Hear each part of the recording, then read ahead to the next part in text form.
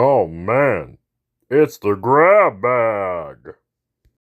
My Hero Academia Season 4 was a lot of fun, especially the first half where it went over the whole overhaul run. Um, I gotta say, it was very interesting hearing the guy who voices Yusuke Urameshi not just voice one character, but voicing two. He did both Overhaul and Kirishima.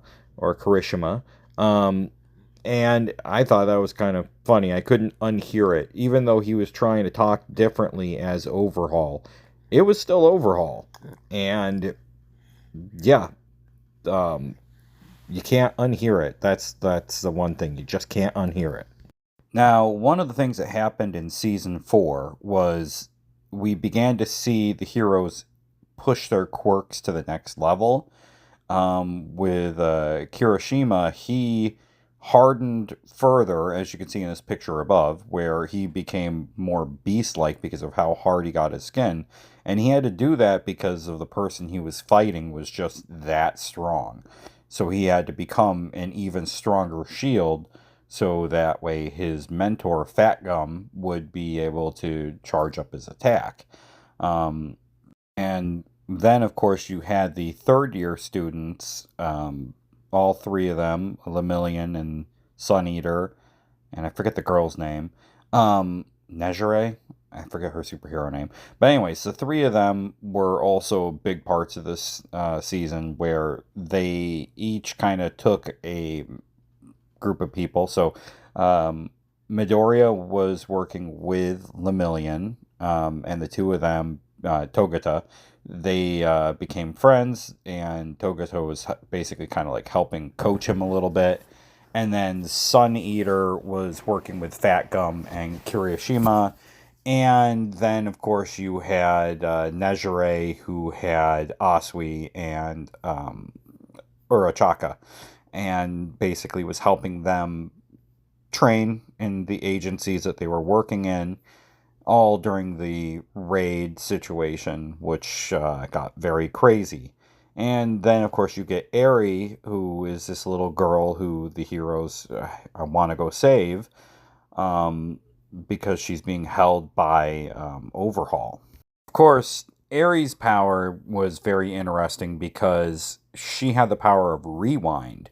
So when she used it, basically whatever she was touching or focusing on would age backwards. And Overhaul's plan was to use this power to create a weapon that would erase people's quirks by rewinding their quirk back to before they had it. And of course, this is used against Lemillion, and he loses his quirk. Midoriya is the last man standing in this fight against Overhaul, and Eri, being able to rewind, is able to rewind his body every time it breaks. So he has the power to just constantly use his strength at full without having to worry. And it creates this awesome battle between the two of them in the air. And it's probably one of the most exciting finishes for a season.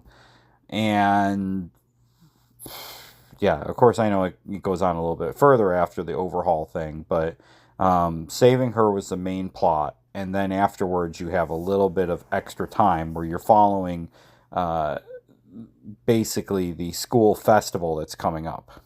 And of course, the school festival is something that each class is putting on their own event.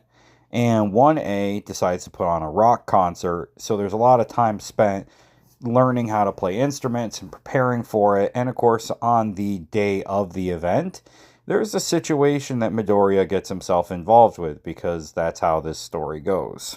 A man named Gentle Criminal wants to break into UA just simply to prove that he can, and that he is not some weakling. He's not really as evil as other villains, and his ability to basically like almost rubberize anything so he can like make anything become bouncy or vibrate is a pretty interesting quirk. And him and Midoriya get into a fight, and Midoriya wins, but it really wasn't a dangerous fight because neither one of them really wanted to really hurt each other. And of course, this leads on to the festival still going on. And then, of course, you see what each of the class, they put on. Overall, this season was really good at first, and then it kind of slows down towards the end. But that raid itself is crazy good, and you're going to binge it through fast. Um, and the dub is really good, surprisingly. And I still can't get over the fact, Kirishima and Overhaul, same voice actor. You're going to have him play two characters that are very prominent in the same arc, and they sound the same. But other than that, it's really good. And this is when, after this point, it kind of like begins to slow down a little, but it's still fun. Yeah, so that was my review of season 4 of My Hero Academia.